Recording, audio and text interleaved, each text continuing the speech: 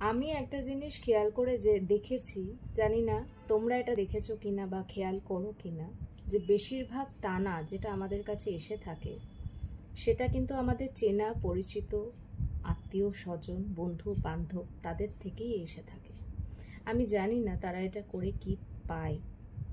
কথাতে আছে লোগো কা কাম হ্যাঁ কেহনা, তো অবশ্যই আমি তাদের কাজটা তাদেরকে করতে দিই এবং তোমরাও করতে দাও, সেটা জানি।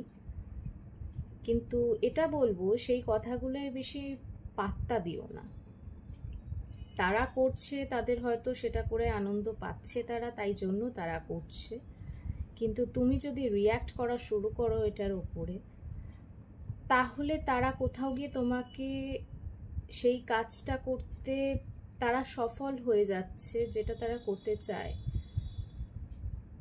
তারা তোমাকে কোথাও গিয়ে আটকাতে চায়, সেই জন্য তারা এই কাজগুলো করছে।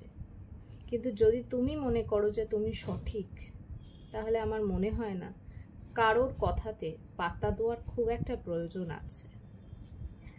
আর জানি না তোমরা এই জিনিসটা খেয়াল করে দেখেছো কিনা, কিন্তু বেশিরভাগ টানাগুলো কিন্তু আমাদের নিজেদের লোকগুলোই আমাদেরকে বেশি মারে। ভালো থাক তারাও তাদের কাজ করে, কিন্তু ভালো থাকো তোমরা তাদের কথাটা ততটাই ভালোভাবে ইগনোর করে।